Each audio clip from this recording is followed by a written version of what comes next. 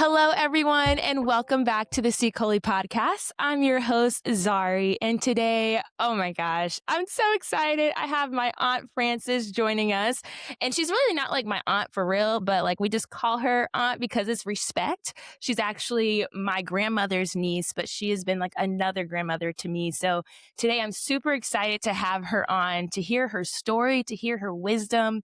When I just think about Aunt Frances, I think about someone who is so giving. I mean, there's not a time where she hasn't had people living in her home, opening up her doors, a fresh meal, wisdom that she gives us. And so when I was thinking about someone who has really lived out their faith and has been just a pillar for our family. She is our family matriarch.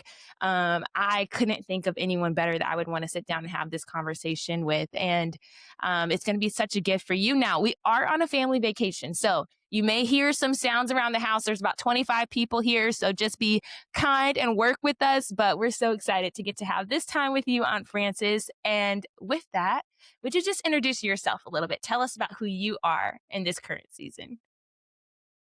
Well, first of all, I'm honored that Zari would even ask me to participate in the podcast.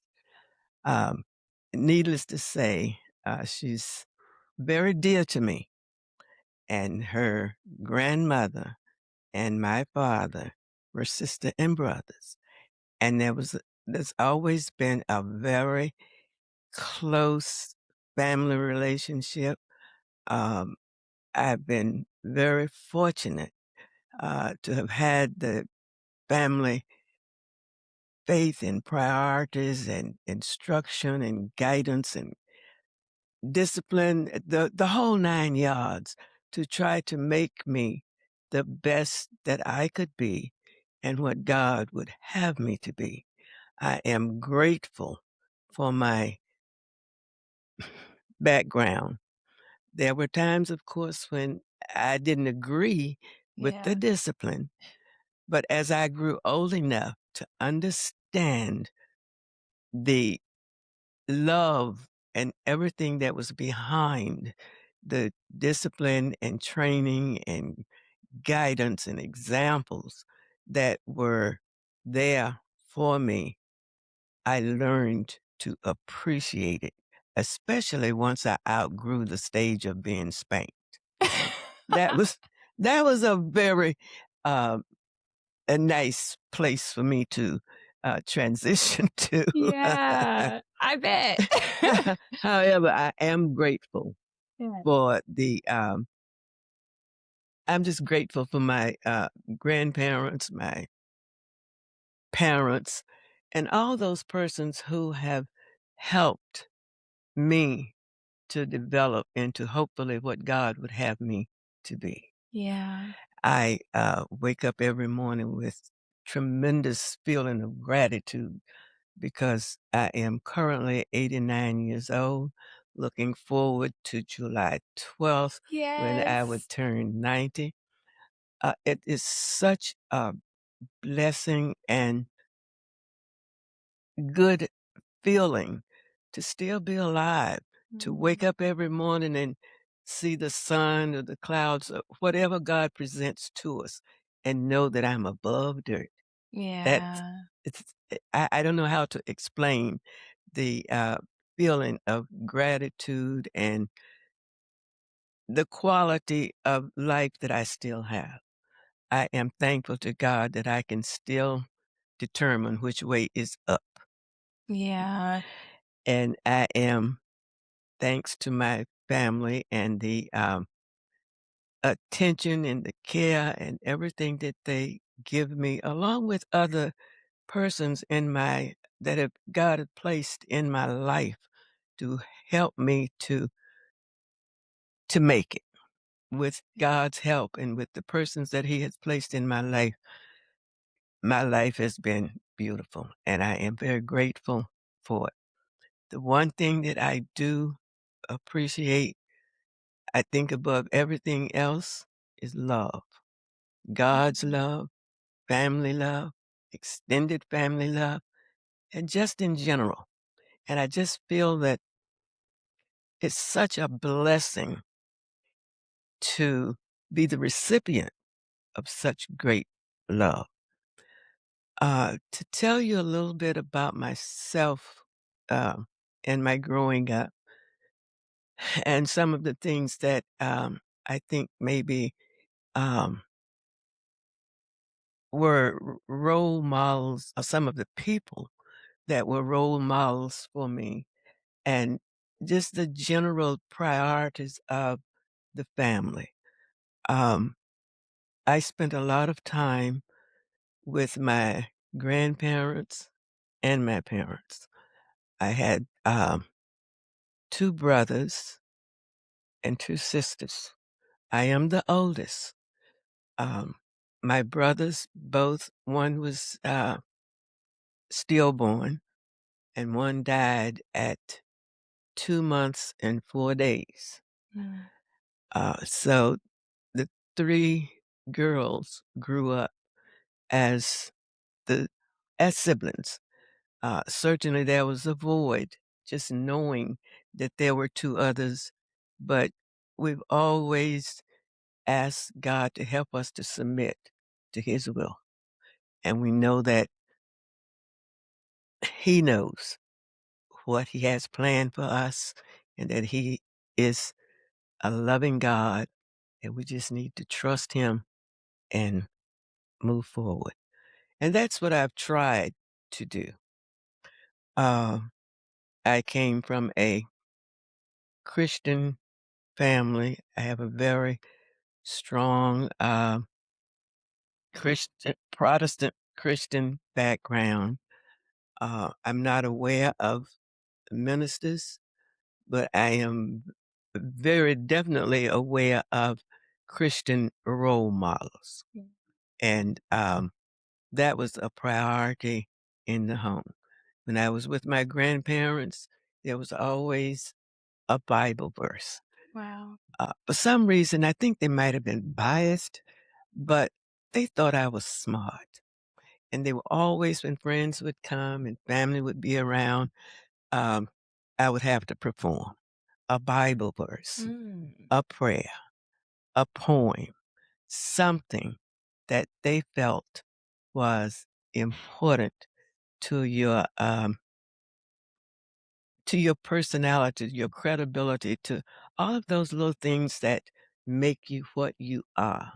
Yeah. Granted, I'm sure I did not live up 100% to what they had in mind for me, but I think they were pleased to some degree. What they weren't pleased with, I got disciplined for. So, and Yeah. that was my grandparents, and it was also my parents. My mother was the disciplinarian. My dad was a little more lenient with 3 girls. I guess that's normal, but we knew the boundaries, and we never pushed daddy because none of us wanted to be punished. And when we were, um, you remembered it. Yeah, I mean, it wasn't like a little slap on the wrist. It was more like a sting on the legs Mm. from a switch. And I think a lot about and particularly with my mother, um, on the times that I was growing up and spending at home. Um, I was sent to get my own switch. That was kind of hard Yeah. because you wanted to bring something that you thought wouldn't hurt. But if you did so, then mama would go and get the switch, and that you didn't want. So you kinda draw a little line in there, something that she would accept and hopefully wouldn't be too terribly hard on your legs. Yeah. But anyway, in looking back, I am very grateful for my, training up and, background. My family's their, um, priorities, their principles. My grandfather was very, especially in that day, was very, community and civic minded. When I was with them, they lived in a little community called Little Africa, and all of the it was a Black community, uh, and everybody looked out for everybody. You definitely had a village, Yeah. and I enjoyed being with my grandparents because I didn't at that time, I guess selfishly, did not want to share. And when I was with them, I didn't have to. I Yeah. was granddaddy's baby. And every opportunity that when my parents would go to visit and carry us down, if I could get enough tears to make them leave me, I'd get to stay for a little while, particularly when the Yeah. school session was not on. Um, of course, I grew up spending a goodly portion of my time too with my parents and my sisters in Forest City, North Carolina. I grew up certainly in a Black community. And again, there was a village in Forest City. I had within walking distance, and I tell you, I did not like to walk, but um, I had an aunt, uncle, my dad, numerous cousins, Yeah. first cousins on my dad's side, and a lot of first cousins of ours, dad and mom's offsprings. And we just grew up like literally siblings. Um, I can recall, as I grew older and was interested in the boys and wanting to do social, more social activities and whatever, I could not go out unless I was with one of my male cousins. Mm. Didn't seem so bad because Uncle Arthur had females that were in and around my age, particularly Lib. We called her Lib. Her name was Elizabeth. But she was my best friend from the time that she was my babysitter until I was old enough to link up with her as a cousin and friend. Yeah. She was one of my best friends there for a while. And Mm. while I'm speaking of best friends as a teenager, and pardon me if I ramble, because I may not have it in all of the This is perfect 90 order, years of wisdom, so but of I'm course. happy that I can still appreciate and relate to my Yeah. growing up. Um, anyway, we were only permitted to go out in the company or presence of one of the male cousins. Mm. And they were very nice. They would, they didn't squawk because they had to let us tag along. Yeah. We were just close enough in our relationships that we could do this peacefully. And we Yeah. made it work. Sometimes we got set in the corner, I'll be back, but it worked. I remember my mom sharing in Forest City, she was like, every time she would see someone cute, they'd be like, "That's your cousin. That's your cousin." Did you have that same experience? uh, yes. The difference with, I guess, when you all were visiting and when I was growing up um, there were three Black communities, that were just kind of like going from one little community to another, and that was Forest City, Mhm. Spindale, and Spit Rutherford. Okay. Yeah. And my high school, the last 2 years of my high school, um, the school system was revamped, and we got a new high school, a new elementary school, and for the first time, I was bused.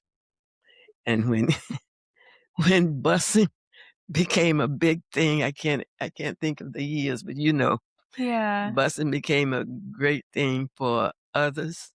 We Mm. wanted to know what was the big deal Yeah. because when they centralized the high schools, we were bused. We weren't concerned. We enjoyed meeting the other kids and having fun on the bus ride. Yeah. So we didn't have any sympathy with those who didn't want to be bused. I'll put it like that. And I think it was mostly the parents rather than the kids. Okay, so I feel like you're getting a little into like segregation and integrating and all these different things. Like, how was that experience growing up? What was it like growing up during that time? Well, it was so common Yeah. that you didn't like it. You didn't accept the idea that this was your place and that was someone else's place, but you were very aware.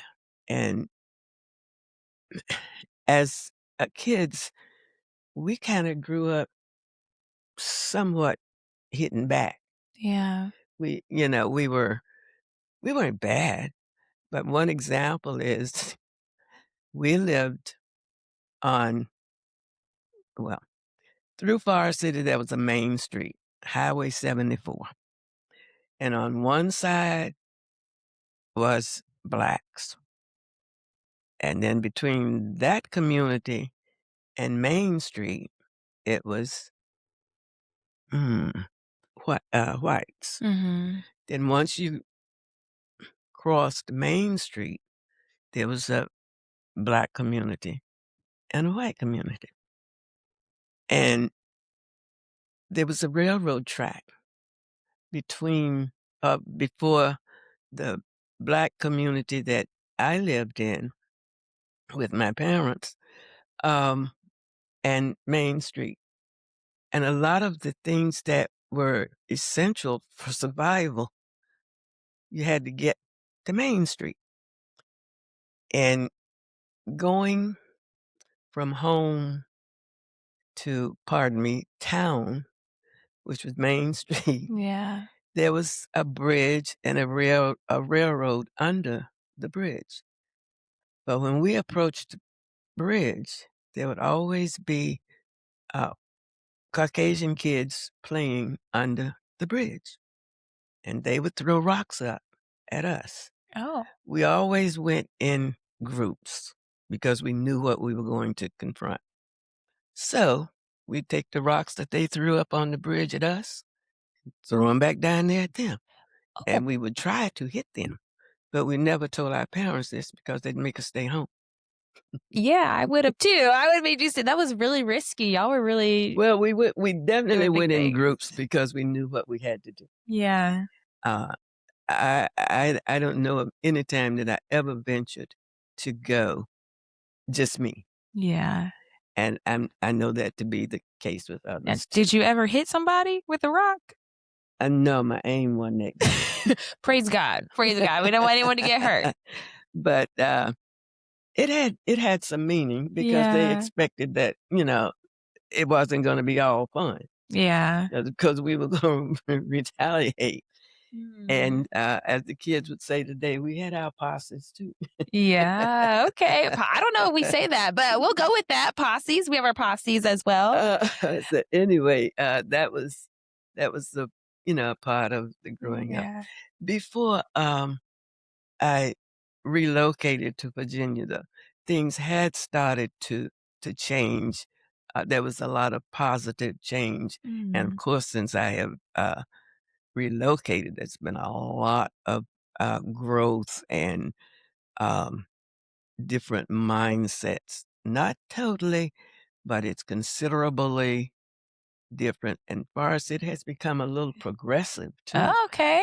It's really interesting, to think of Forest City now and what it used to be. Yeah. And of course, there was always, I mean, it was special uh, when we were growing up to us. Yeah. But there's been so much progress since then that it's just a joy to even think about. And I still appreciate my roots. Please don't misunderstand. I am very appreciative of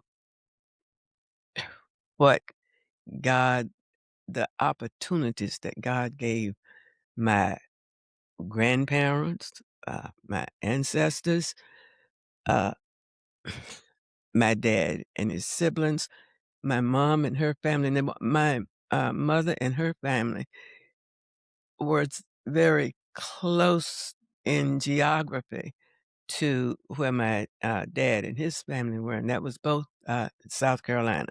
My mother was, from her parents lived, in South Carolina, Spartanburg.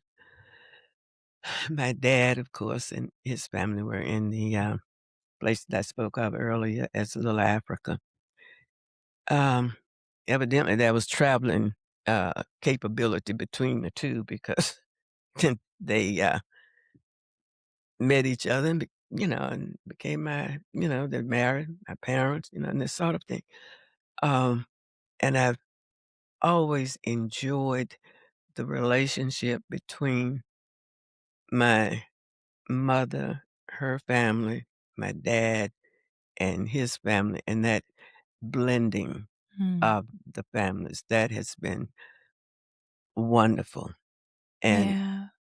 I was blessed to have that same type of blending with my marriage. Uh, my late husband's family, and they had told me initially they accepted me because I was Charles's wife.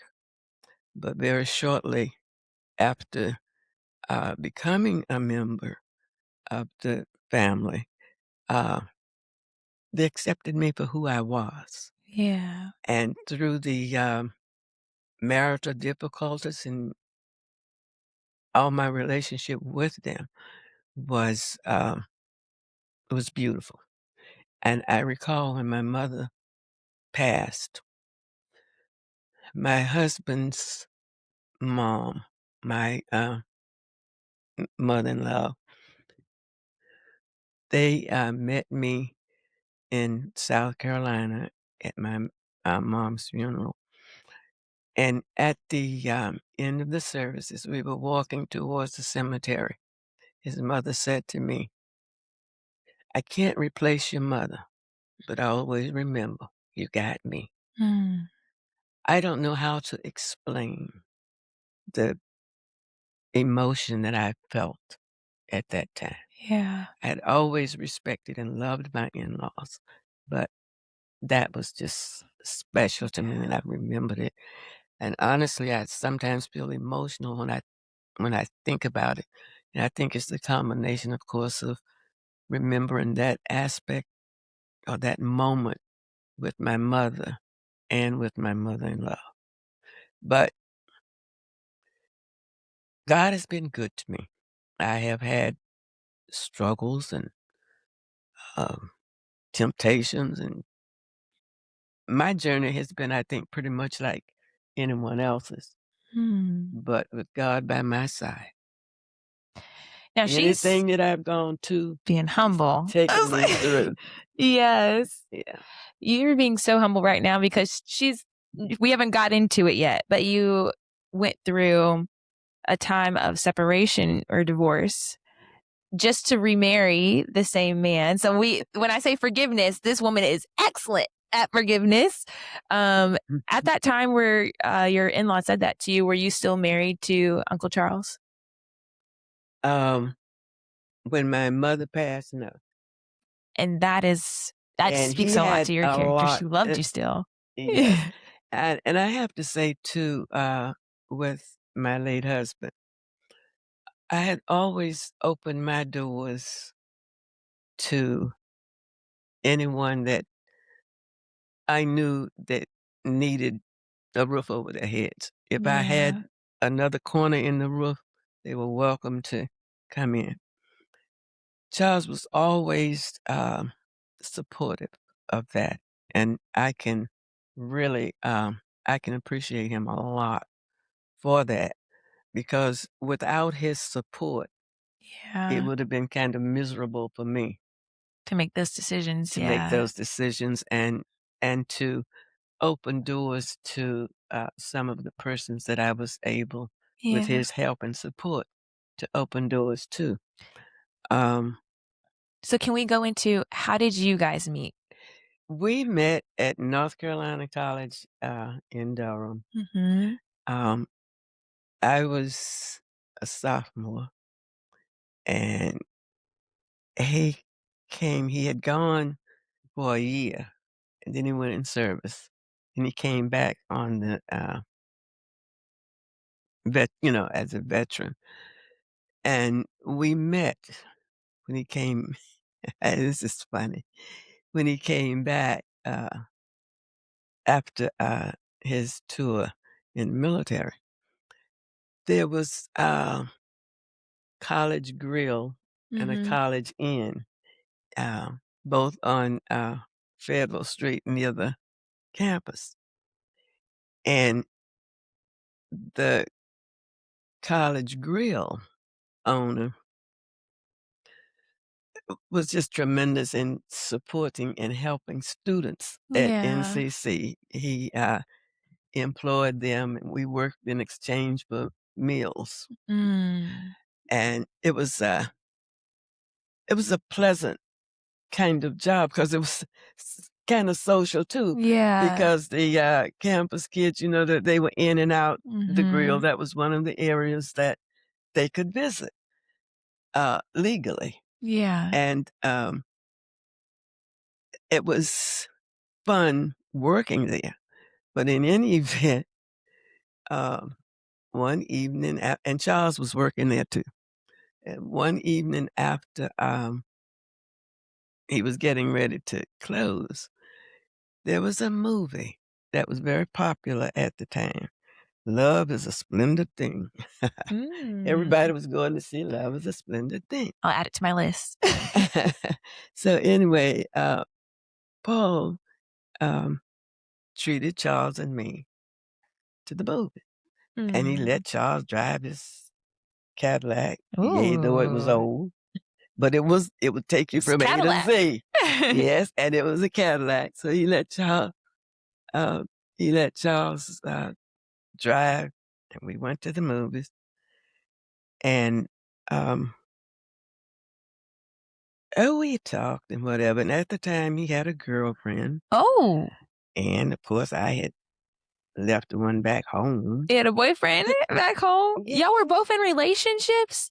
Yeah. See, I knew y'all met at like a cafe situation. I didn't realize y'all were both dating other people. He was dating someone on campus, and I was still holding on to homeboy. Okay. Okay. But So did you guys think you were going as friends, or was there some we were just attraction? going as friends Okay. because we got a free ride. Okay. We had Okay. a free ride and a free movie. Okay. That's not as scandalous as I thought this was. No. And then, of course, Charles did take advantage of it because he started to asking me to do part of his work. Oh, And I refused, Yeah. My mom taught us to be independent. What did I'm like, a part of your work in what way? What did he want you to do at the job? If he was washing dishes, he wanted me to help wash dishes.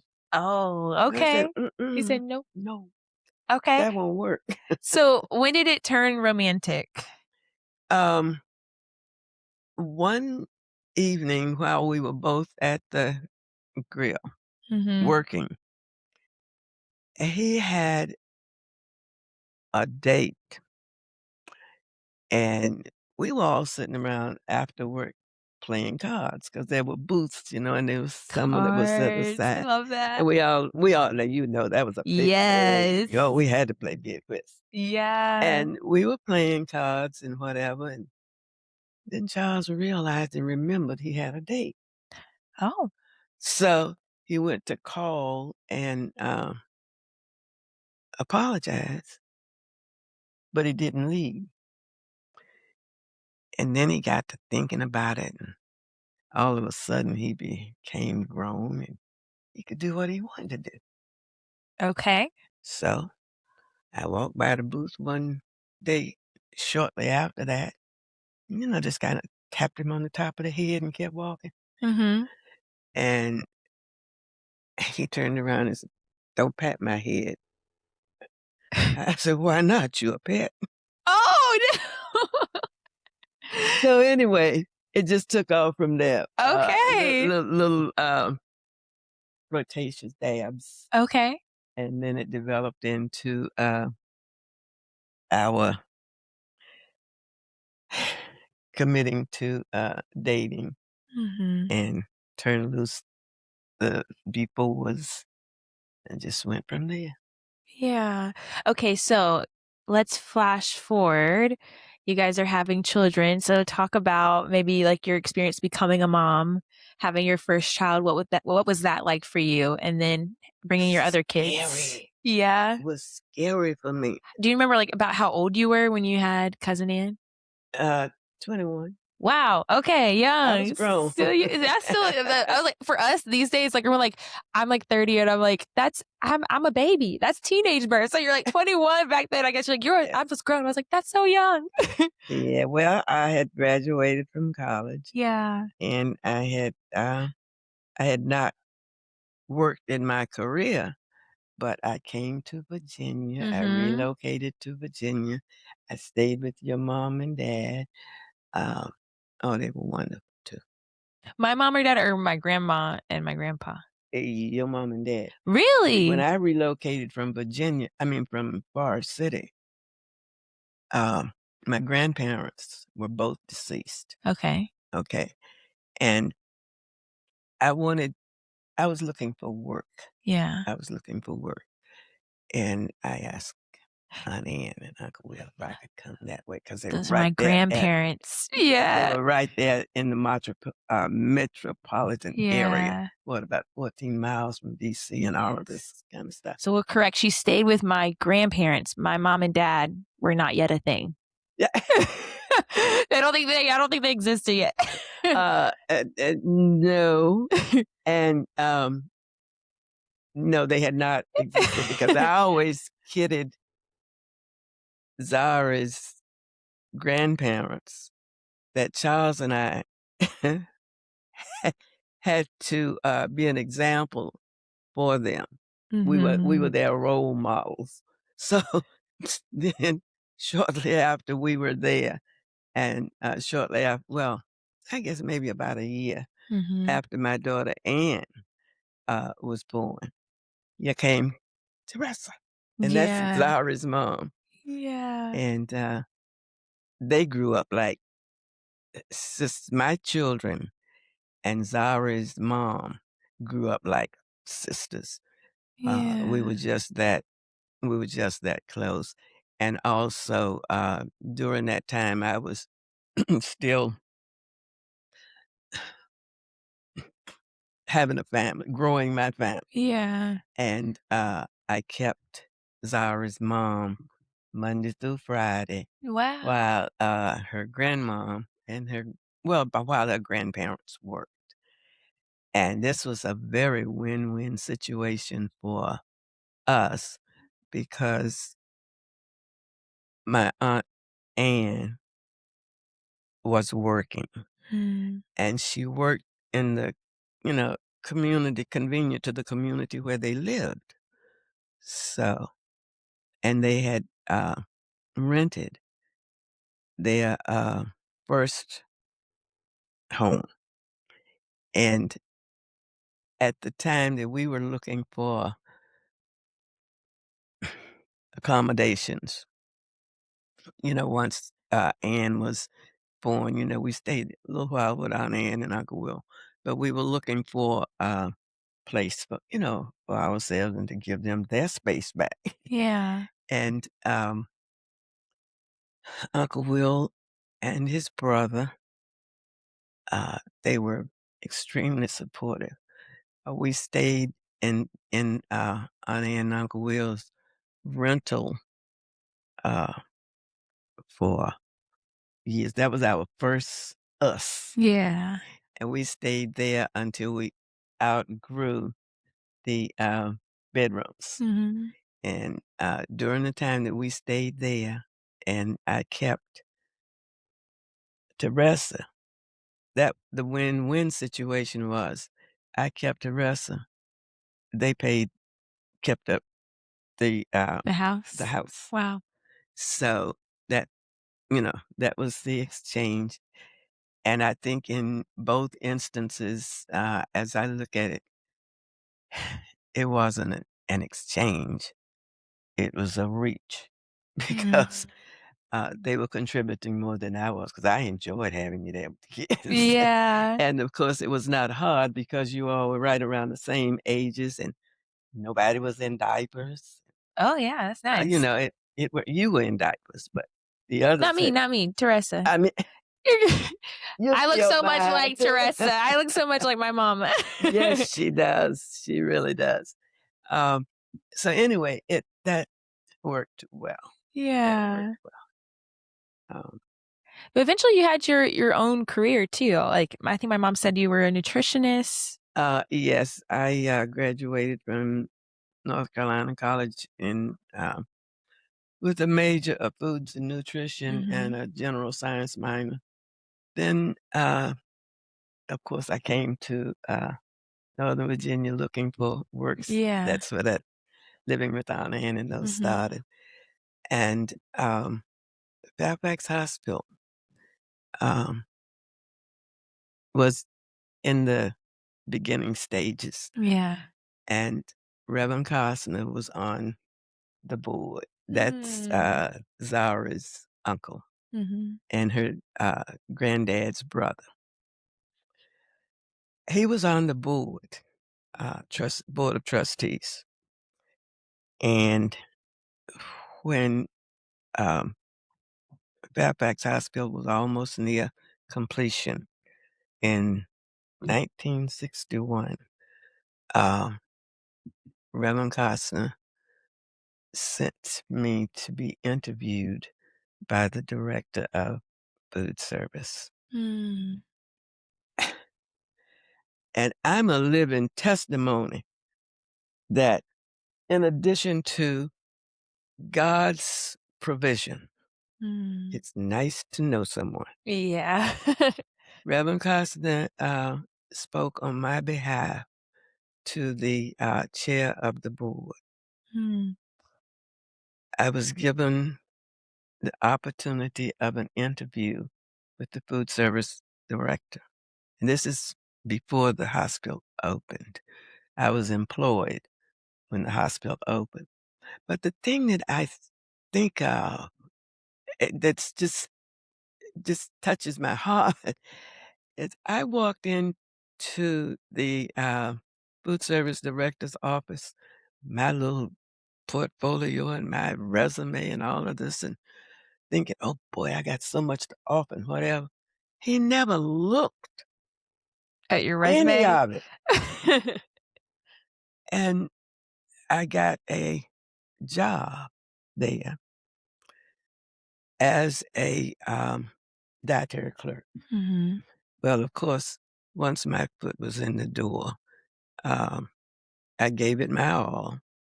And thank God my all was accepted. When I retired from Fairfax Hospital, it was a very large campus. It had gone from 300 beds to thousands, Mm. thousands. But during my tenure with them, they started to expand and build at other locations and what have you. And I was, oh, this is interesting. There became just behind the main Fairfax Hospital was the Virginia State Mental Institute. Mhm. And I was, there was a lot of network going between Fairfax Hospital and the Mental Health Institute. And their food service director uh, retired. I was given the opportunity of replacing in that position. And to go from where I was to the Mental Health Institute caused a little bit of a salary cut. Hmm. And I discussed it, with persons that I had a lot of respect for, and that sort. And finally decided that maybe sometimes it's good to back up to go forward. That's a word. So I accepted the position and I was there for 3 years. Mm. And Fairfax was beginning, preparation for Mount Vernon Hospital, which was the first of the off-site. hospitals. And I had kept a close relationship, with my peers and others at Yeah. Fairfax Hospital because sometimes I would go up and have lunch with them and, this sort. And one of my uh, peers was at lunch with us, and he was the director of housekeeping at Fairfax, and he was saying, Mount Vernon is hiring now. I said, "Oh, that's nice." He said, "Oh, why don't you try it? Why don't you apply?" And I thought, "Well, I don't know." But then I did. I thought about it, and I thought, "But that's got a lot more potential for growth," because they were expanding. Yeah. Uh, so I put in an application, talked to the director of, well, they called him director of personnel at that time. They weren't dealing with human resources. Yeah. And he encouraged me. So I made application for the food service director at Mount Vernon. One thing I want to mention too, during my tenure at Fairfax, Mhm. um, I did the 3-year work experience internship, which the American Dietetics Association accepted, with structured programming. They allowed the ADA registration through that 3-year program if it was Mhm. completed according to their demands and their standards. And I had a very good chief, of therapeutics who took care of the program structure and, Yeah. and carried me through the internship. And I was given my ADA registration and boom. And I went to Mount Vernon and I was there on the very end of the planning, stages.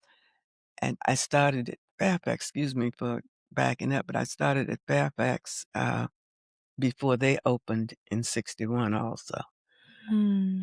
So I got a little bit of planning experience as Yeah. well.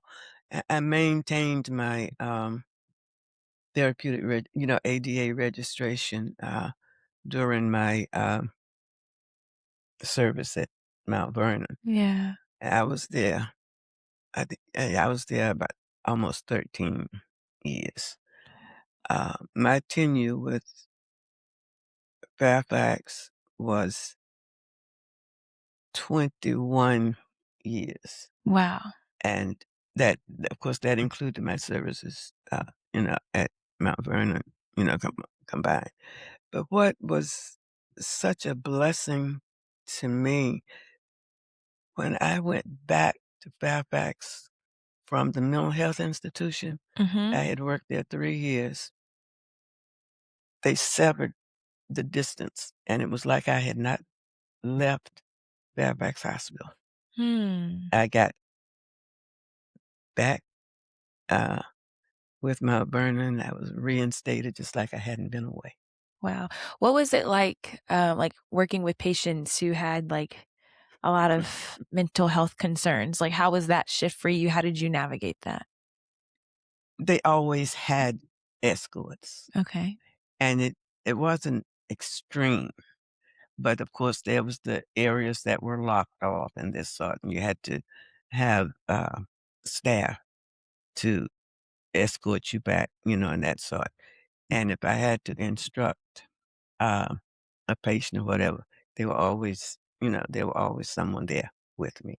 Mm. And, but some of the residents came to the dining room for their meals, Mhm. but they were always escorted With by somebody staff. else. Mhm. Did you feel like you got to, like, know anyone? Like, I don't know, like, what their state of mind was, but, like, how do you feel like your perception of people who were dealing with, like, mental crisis change as Um, a result of being in that space? I was never really comfortable.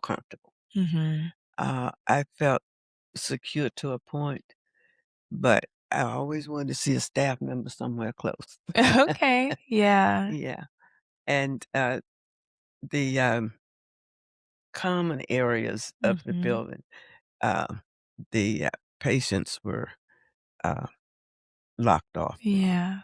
and they had to have escorts, when they were out. So Okay. that was good. Okay, I wanna switch gears a little bit because obviously through that time, you're still having kids, you're still building a family. Um, I know a decision you and, Uncle Charles made was to adopt. What led to that decision? How many kids did you guys already have up until that point, and what made you guys choose to adopt? We had 3. Okay. We had Ann, Gina, and Donna, Mhm.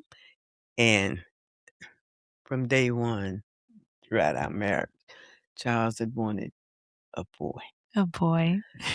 and I wanted to give him a boy, but Yeah. after 3 times, I said, "Mm-mm, You better this is adopt to be it. sure.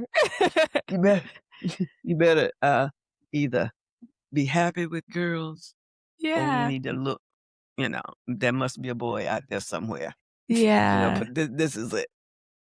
So, we made application with Alexandria Social Services to adopt because Charles said, "Well, that's got it, I'm sure there's a needy child somewhere."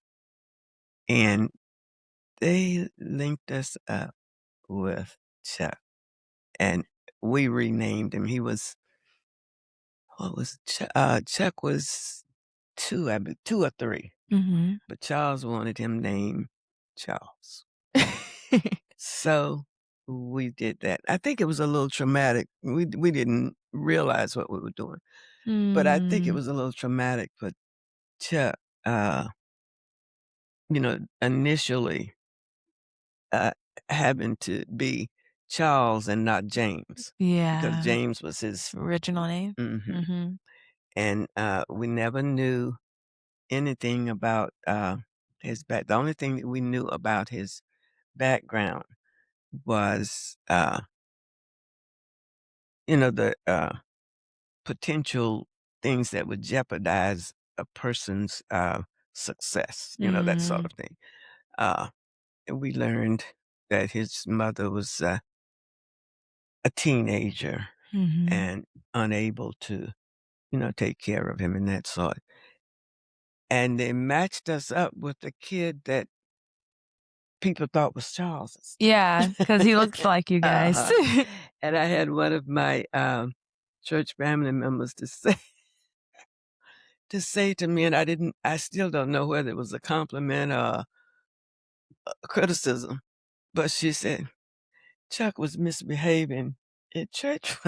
I was one that felt you have to put the child in the church to teach them how to behave. If Mhm. I send them down in the nursery, they're always gonna wanna play when they, are upstairs. Mhm. So, I would start them off in the nursery, and then I'd bring them upstairs and make them sit down.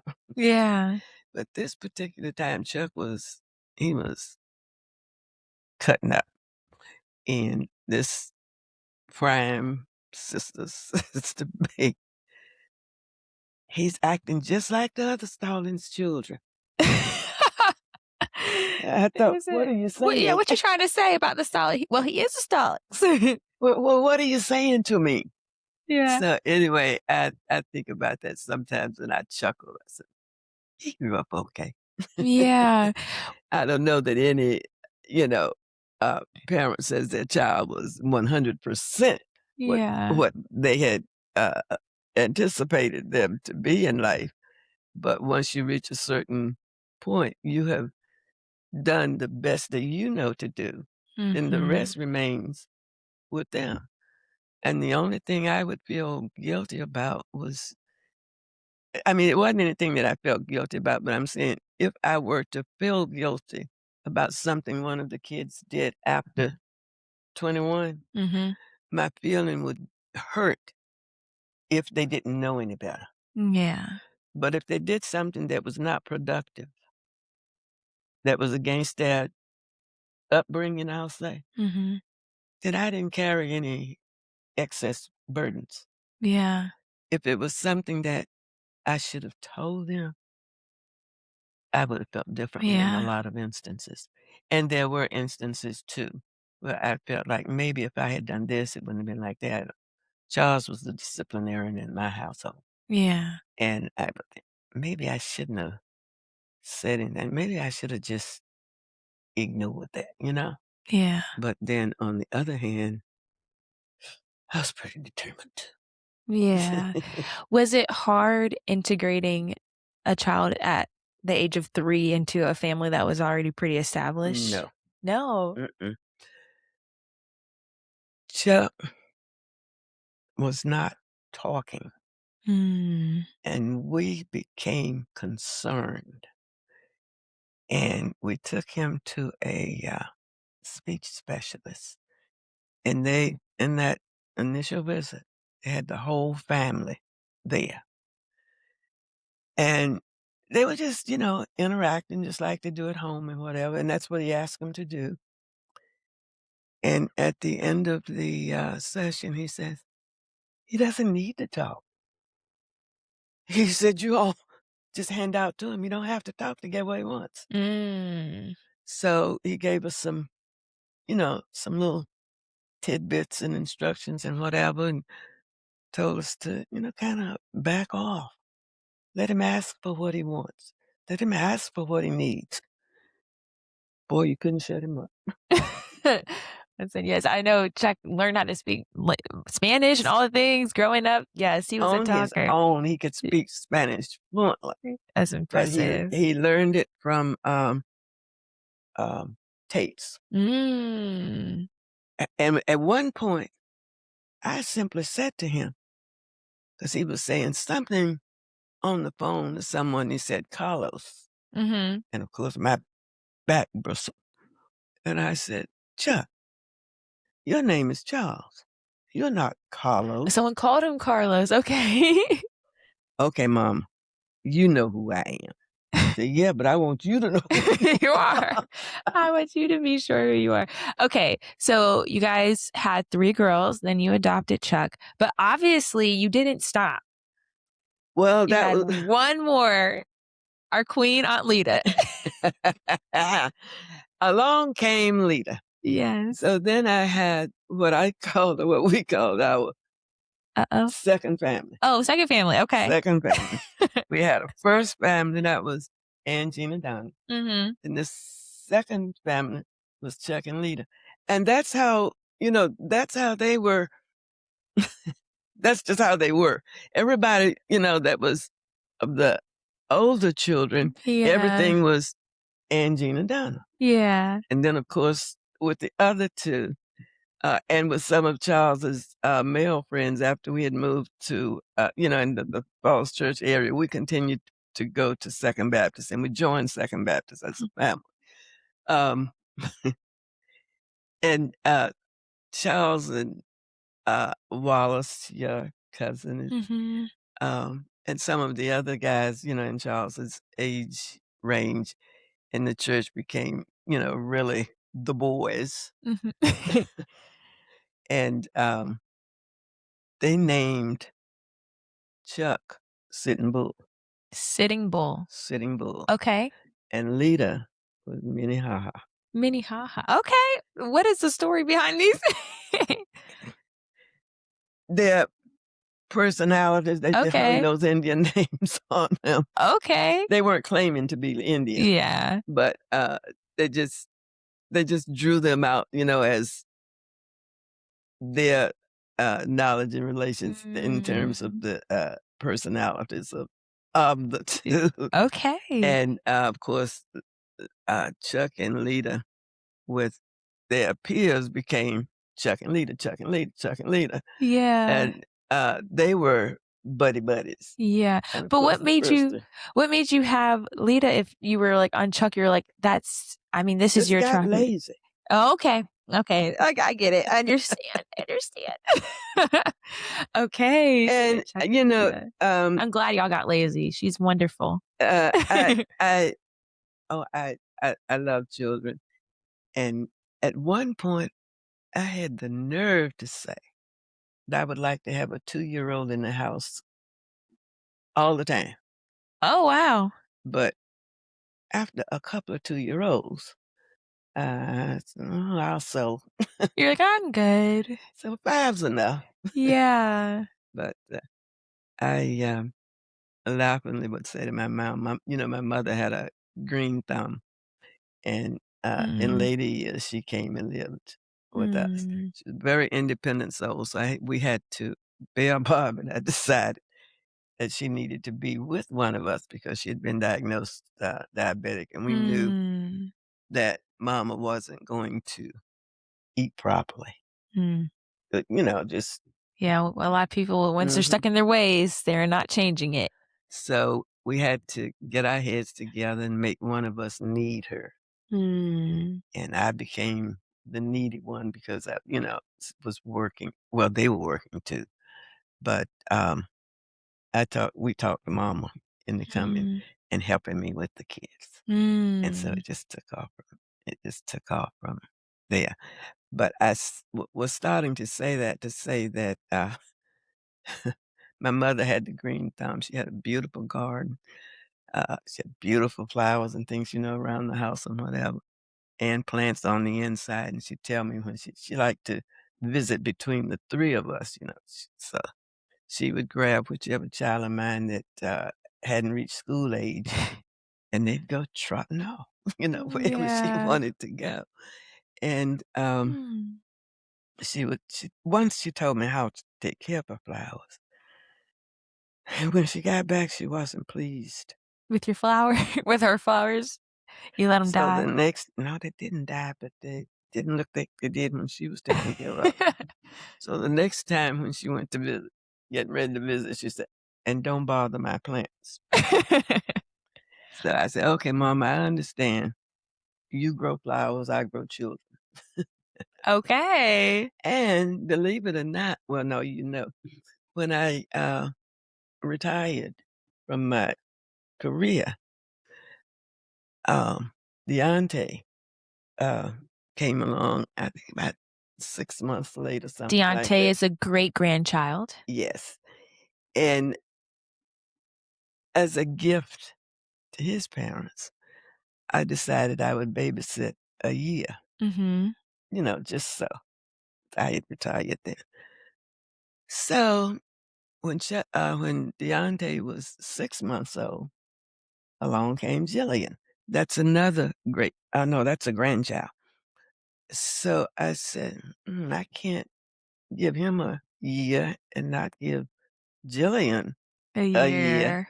So I decided I'd keep Jillian Mhm. for a year. And before the year was up with Jillian, I thought, this is not so bad. And it's a little extra income since I just retired and all of this, whatever. So I applied to Fairfax Mhm. for a home care permit. And I got it. Mhm. And I liked it. And with it, uh, I could, by my choice, take kids whose parents could get assistance Yeah. with childcare. So I thought, that's not bad. And I started to take other kids, and I had a permit for 5, not counting any, household kids. So I didn't count Jillian. I didn't count Chuck. So I ended up with Deontay, yeah. 7. That was my max, was the 7. And I never advertised. It was Mm. always Word of word of mouth. mouth, one parent tell another, and da da da da da. I always interviewed my parents. I made them bring the child with them when they came to make sure that me and the child was compatible because I couldn't imagine uh, the child or the caregiver being in a situation where they weren't compatible. Yeah. So that worked well. Uh, I never had any problem with my parents. They were always supportive and, you know, because we talked during the initial interview and they knew what my position was, what my standards was. And I solicited their support because I felt responsible for their children when they were in my care. So I want them to listen to me. I'm not gonna go contrary, Yeah. but when they're here, they gotta listen to me Mhm. because and you're looking to me for their uh, safety and all of this. So they've got to respect what I say. Never had any problem with my parents. All I Mhm. of the kid that was the most active, bless his heart, and I love him to death. Um, all I had to do was say, Kareem, would you like me to tell your dad? Everything got peaceful. How many kids would you say you ended up overlooking or like, babysitting over the Oh time my that you were doing that? gosh. Like, if you had to estimate how many kids you worked with? Mm, that's kind of hard because I was always at capacity. Mhm. And that's hard for me to say. Would you say, like, 30, Oh, 40, more than that. 50? I would say probably somewhere between 40 and 50 because I kept families. Yeah. Um, the Kareem that I'm speaking of, Mhm. he has 2 older siblings. I kept all 3 of them. Wow. Um, okay, the Apples, for example, and they were Caucasian. I kept 1, 2, 3 I kept 4 of their children at some time or another. Mhm. Started out with 1, then it was 2, then And they relocated and they had twins, and when they'd come back to the area, it always, yeah. bring, their mother-in-law and Yeah. the twins to the house. So I'd keep the mother-in-law and the twins. So, how many years did you do that? I did that from, mm, what, 96? No, a little before 96. No, I retired in 96. So I started keeping kids maybe, 97. I never, really thought too much about that, so I gotta figure it out.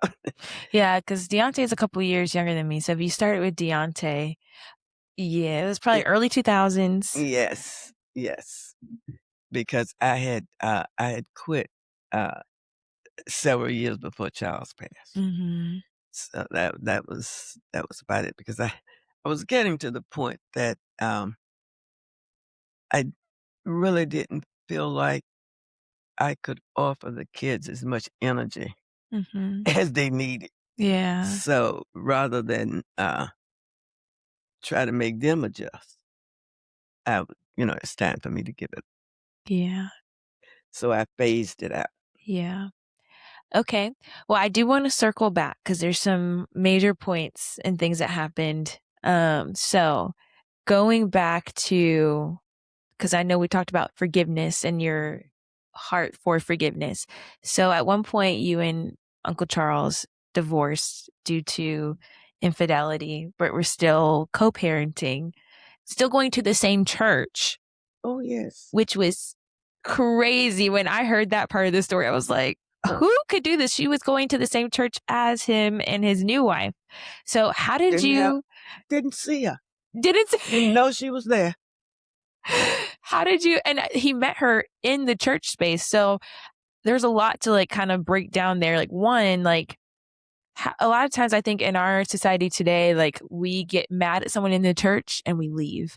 And you stayed with this person, your ex-husband still being in there. How did you navigate, just even before you even go into forgiving Charles, how did you navigate just staying in the same space as someone who had caused this pain? Prayer. Prayer, yeah. And throughout the, whole period, my church family did not change towards me. Hmm. It was I don't know that they changed toward them or not, they'd have to tell you that. But I felt just as comfortable with my Wow. church family as if they weren't there. And to be perfectly honest with you, I kinda felt like they weren't there. I mean, I was at Wow. peace. Yeah. And I've always been of the mind that if this is something that you want to do or that you're committed to do, you don't let anyone else rain on your ball game. And I Mm. wasn't gonna let them rain on mine. And before this happened, we both belonged to the hospitality committee, and we worked together You on the and hospitality. the woman? Yes, Okay. and as God would have it, the chairperson of the hospitality passed. Mm. And when she passed, guess who became hospitality chairman? Me. Yeah. She didn't quit, and I didn't either. Wow. Initially, when I wanted her to do something, if it wasn't on the assignment sheet that I posted, I would get somebody else to tell her. But I thought, this is crazy. It don't make no kind of sense. You're gonna do the job or you're not gonna do it. Mm. So you gotta put all this mess out of sight, out of mind.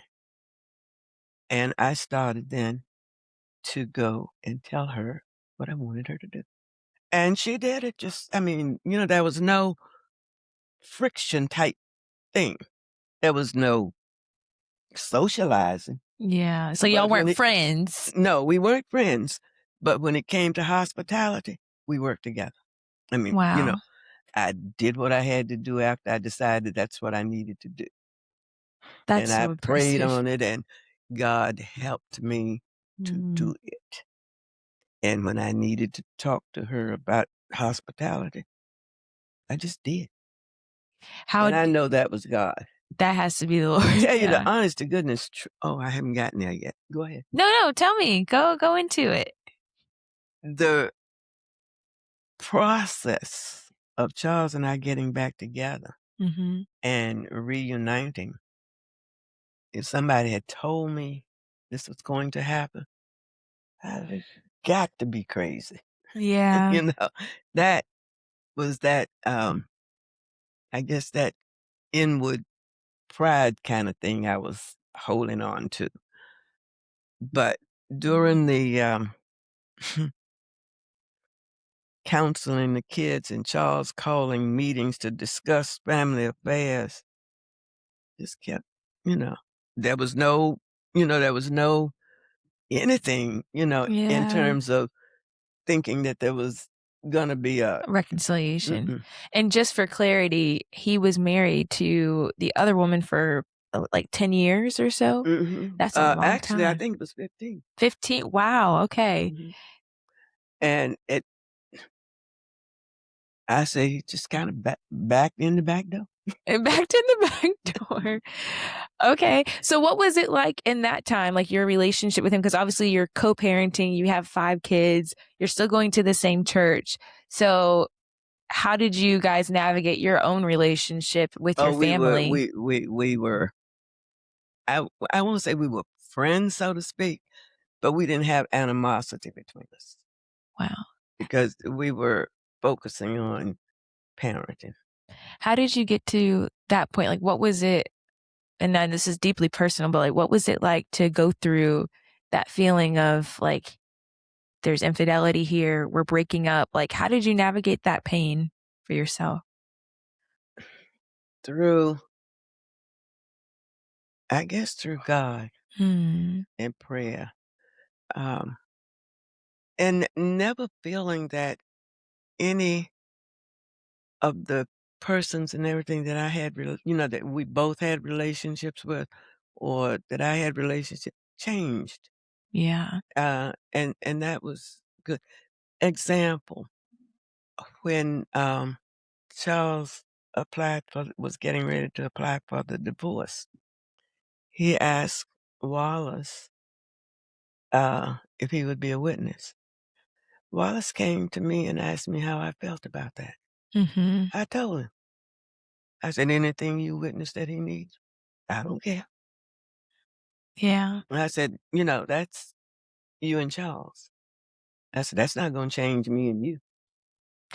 You are, I mean, I don't think a lot of people have that same grace and capacity and the ability to be like, my relationship with you is separate from this person. I think of now a lot of times people are like, if I break up with them, you break up with them, and vice versa. Yeah. And just even hearing from what you shared earlier with your mother-in-law, who, you know, you and Charles weren't together anymore, but still showed up for you. The family was still very connected. I mean, I feel like God was in all of that.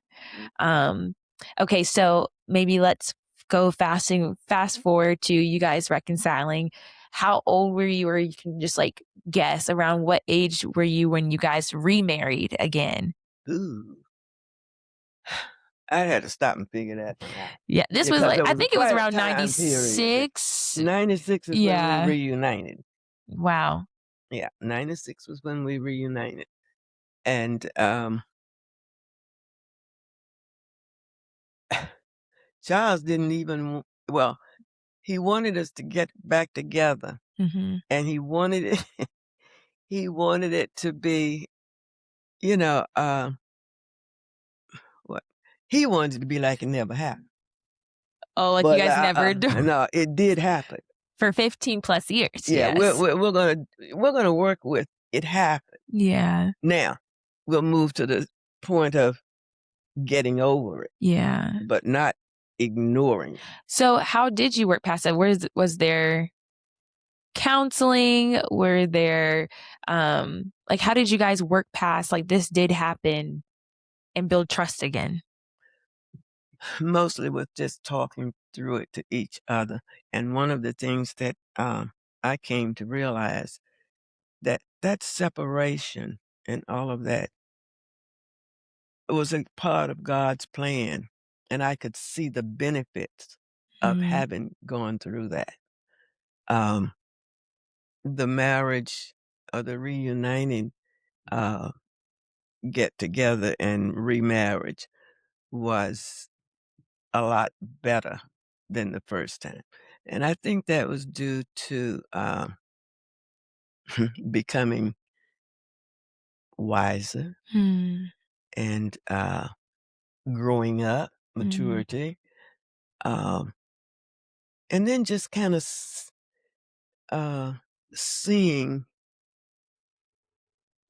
the good side of what you had, and mm. being uh, older, wiser, and trying to capitalize on the good instead of fussing and complaining about Yeah. the back. There was no real having to get to know, get to learn, those kinds of things. It was just better the second time around. Yeah. So there's a lot of forgiveness that took place too. What would you say to someone who is having to forgive someone at that level? Like, what advice would you give to someone who's trying to forgive? The first thing I would say is prayer. Mm-hmm. The second thing that I would say is deal with yourself. Those things that you can handle, that you can control, that you can do something about. Let Yeah. God take care of the other one. Do what Yeah. you know to do. Mm-hmm. That's all you can control. Yeah. What God allows you to control. He'll Yeah. take care of the rest. And you guys had about, let's see, how many more years of marriage after that? He passed in around Ye- 2005. Yes. So you guys got to have many more years after that together. Mhm. What a And blessing. we had some good ones before that, too. Yeah. But I never felt, I just felt that we had our differences, Mm-hmm. but he was still a good father. He was Yeah. still a part of my family. Yeah. We just, you know, and when he'd come over with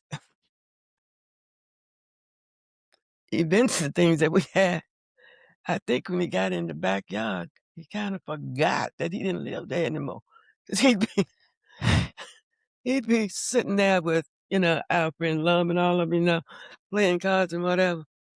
He turned around and asked me to do something. This was before you guys were back together? Yeah.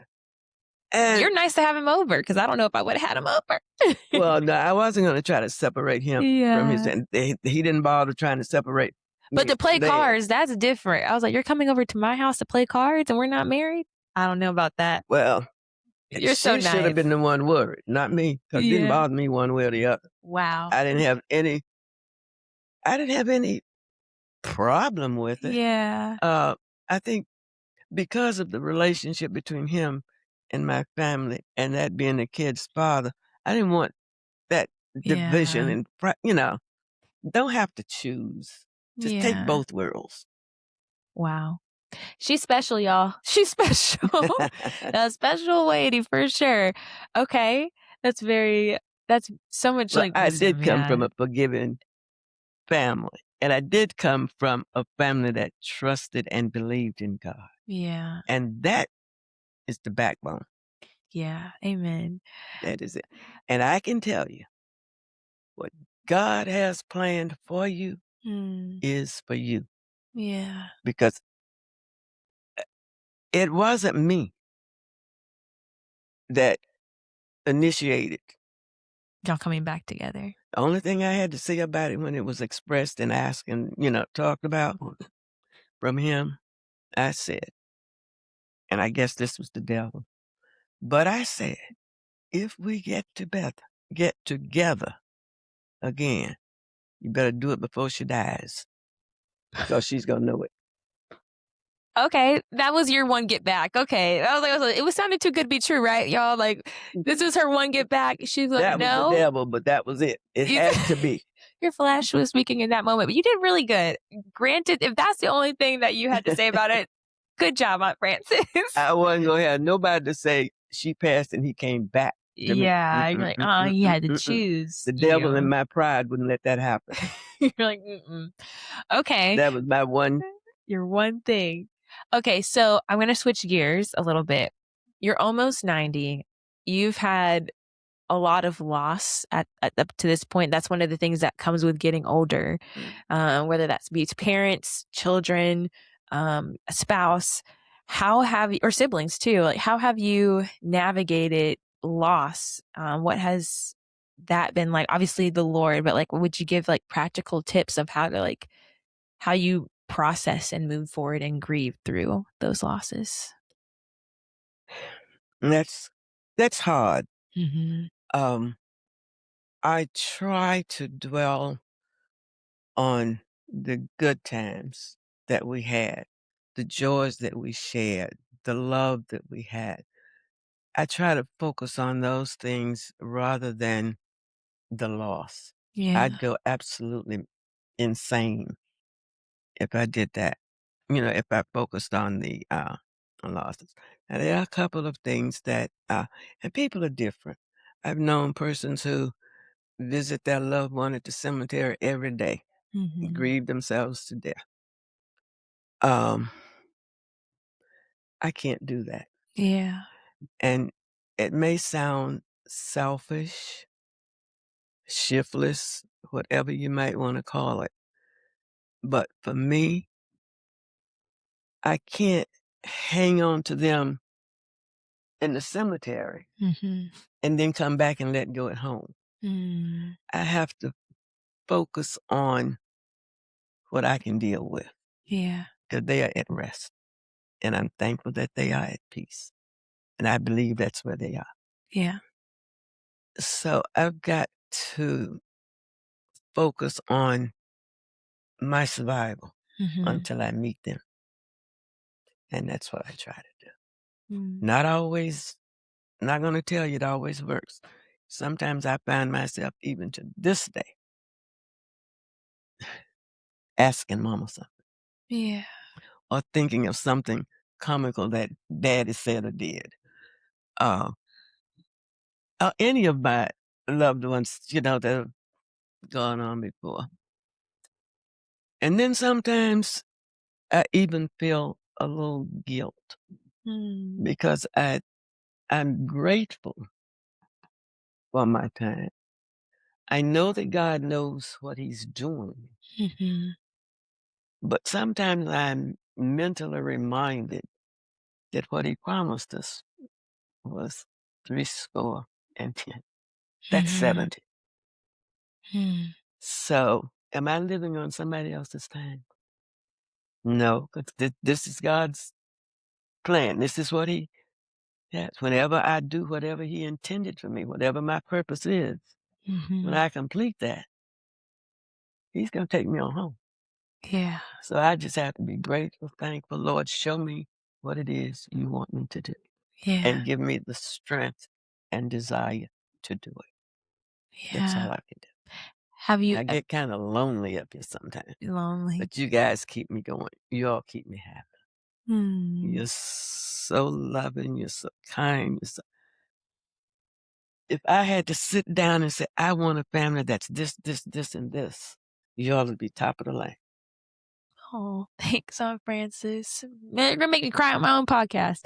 Um, I don't couldn't intend to do that. agree more. I couldn't agree more. And you have been like another grandmother for me. So, so grateful. If I go into that, I will cry. Yeah. Um, And if I reflect too much, I'm tearing up now. I don't want to do that. yeah, I don't want to reflect too much. Mm. Um, with the loss, how did you not get angry at God? Oh, that never crossed my mind. I Wow. don't know how, but that's not Mm, something that's just not something I've entertained. Um, if I, I honestly think that when trouble comes my way, I run to God.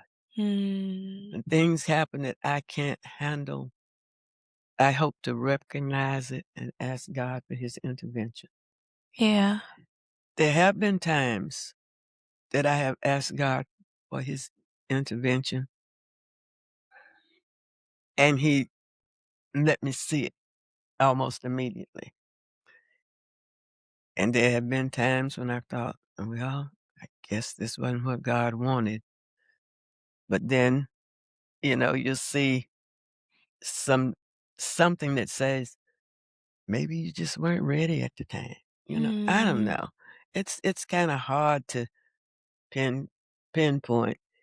And it's also very hard to explain the acts of God. yeah. Uh, you know it because you know nothing else but God. Yeah. But how do you convey that? Mm, Unless, there's something you can do for someone else, that yeah. you pass the blessing on to. But I don't know how to wrap that in a little bundle. Yeah. You said that growing up, your family like had you recite scriptures and poems and different things of that nature. When would you say that your relationship with the Lord became your own? Like when you actually believed for yourself? I would say I was 12 or 13. Mm, And,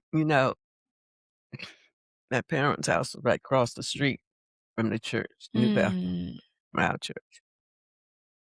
Every time the doors open,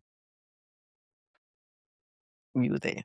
mm, And that was not just us. We didn't feel different. All the kids, had that, you know, that was something you just did. You yeah. didn't get up wondering whether or not you were going to go to church. You were going. You were going. That was a given. Yes. Saturday night, you're going to start preparing. Mm, My mother always told us, if you are too sick on Sunday to go to church, you're too sick to go out the house. that's what Teresa used to say to me growing up. And guess what? Uh, in a small community, Sunday's a big day. Yeah. And if you don't get to go out after church, you have no social life. Mm, Yeah, you got to put on your Sunday best and what? Move about. Let yeah. somebody see you. Yeah, that's awesome that it became your own. Because I feel like, I mean, that's around the age I would say that it became my own for me too. Well, it was on a Wednesday night Mhm. and there was prayer service. And there was a little joint up at the top of the hill across from the school that was, popular. And Wednesday was date night. Mm. So we had gone, Lib and I, we had gone to prayer meeting. And after prayer meeting, we were going up the hill. And I got about, not quite halfway. And I heard my mother praying. And one of the things that hit me right in the back was, Lord, take care of my children wherever they are. Mm. Keep them in your care. I turned around and went back to prayer meeting. Mm. I couldn't, for some reason, and I don't know, other than I say hearing my mother praying, turned me back to Mm. prayer meeting. But I'm sure it was God Yeah. through her prayers that took me back. And from that time on, it was after church or after prayer meeting. It wasn't, I've been to prayer meeting, now I can run. I had Mm. my foot in the door, now I can go. It was never like that again. You're serious. You're like, gotta go to prayer meeting. That discipline. Gotta go, gotta go through this. Priorities. And that and I was that way until I went to college. Mm. First semester. We were on semesters that time. That first semester, I thought, I'm not going to Vespers. I'm not going to church. I've had enough church to last me a lifetime. Mm. And after about 2 weeks with everything seemingly going not the way that I wanted it to go, and my having been brought up in the church, I began to feel like wasn't nothing going right because I wasn't doing it. Mm. So I started to working my way back and convincing myself that, no, honey, you haven't had enough. You need some more. Yeah. The kids sing at church, a little more God. A little more I need God. a little more God. Yeah, so. I feel like it's interesting too, because I feel like even I had that moment of, I wasn't necessarily trying to run away from God my freshman year, but it definitely was this thing of like needing more of God to make sure that I was putting myself in spaces where I could see him more, because what I was doing before wasn't meeting the cut anymore. Mm-hmm. And I remember one of my pastors being like, you gotta be a part of a church community even when you're not here, because you're more vulnerable. It's like you're a wandering sheep and the wolves can just pounce on Mm-hmm. you. And so even more so when you're going to college, it is that, because you're not having your family there. The same people who are telling you to cite scripture and praying over you, they're not Mm-hmm. right at your feet. So Mm-hmm. I think that's interesting too. And I think that is why I wanted to do this episode with you, is because there's shared experiences that people can glean from. Like, even as I'm listening, I was like, I've had an experience like that too. And just imagining the wisdom we would have if we would talk to people who have Yeah. lived it out And listen to it. and listen. Because sometimes they will I'd volunteer it. Here's how. Because I don't want you to make the same mistakes that I made. Yeah. And I come to the realization, my mother did the same thing. Mm. My grandparents did the same thing. My father did the same thing. But what do they know? Yeah. You just got to get out there and do it yourself. Yeah. And then you want to save someone else from that consequence Yeah. of that moment of weakness. And they don't listen. Yeah. And you think, why are you so hard-headed? And then you think, I was hard headed too. just got to do it yourself for yourself. Yeah. But I guess that's one way of God teaching you and making you remember. Yeah. Because when you have that experience, it stays with you. Yeah. As the elders used to say, experience teaches a dear lesson. Experience teaches a dear lesson. That's good. Well, with that, this has been amazing. Thank you for sharing so much with us and being so open and vulnerable. When I was like talking to Aunt Frances about doing this episode, she was like, nothing is off the table. You can ask me anything. And so I appreciate your vulnerability. And I liked how you said about God teaching us things. And I love to close these moments with just hearing, what is God teaching you now? Because we never stop learning. And so in this current phase of Aunt Frances at 89, about to be 90, what is God teaching you right now? It can be anything. There's never too much love. Mm, Love breeds love. mm, And if you say you love God and you are a Christian, which to me yeah, means being Christ-like, and knowing that I am an image of God, there's no other way to be. yeah, Not if you truly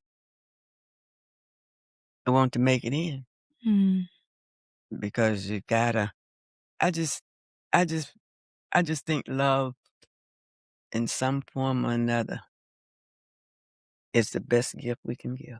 yeah. That's very good. Well, thank you, Aunt Frances.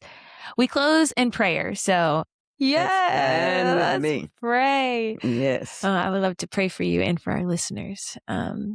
God, we just come before you today, Lord. I thank you for Aunt Frances and her abundance of wisdom, Lord. I thank you for the life that she has lived, God. She is set apart in the way that she loves others, Lord. And I just pray that we would just get an ounce of what she has to offer just from listening to her story. And God, I thank you for the forgiveness that you allowed her to have. God, I thank you that she hasn't allowed herself to have a hardened heart that stops her from being obedient to you, Lord. God, I pray that you would continue to bless her children, Lord. Allow them to be legacies, her great grands, all of her children that have come after her, God. Allow them to carry this same wisdom that you've instilled in her. God, I pray that you would help us to do what she shared of running to you versus running away from you when trials and tribulations come our way, God. I pray that in loss, we wouldn't become angry with you, but that we would know that you're still a good father who sits on the throne, Lord. And God, I just pray that you would bless her. May she have many more years to come, Lord. May she be in good health. I pray healing over any ailments in her body, God. I praise you that she is in her right mind, Lord. I praise you that she's able to recount these stories, these truths, and how she's clung to you for these decades, Lord. I know that you are just so proud of her. She is your good and faithful servant, Lord. So we thank you for her life and for the years to come. We thank you for those who are listening. May they be blessed. In Jesus' name we pray. Amen. Amen. And remember forgiveness. Forgiveness. Forgiveness. Forgive others Yeah. as God will forgive you. Amen. What a good way to end. Thank you guys for Sorry, I tuning love you in. so much. I You're love you so too.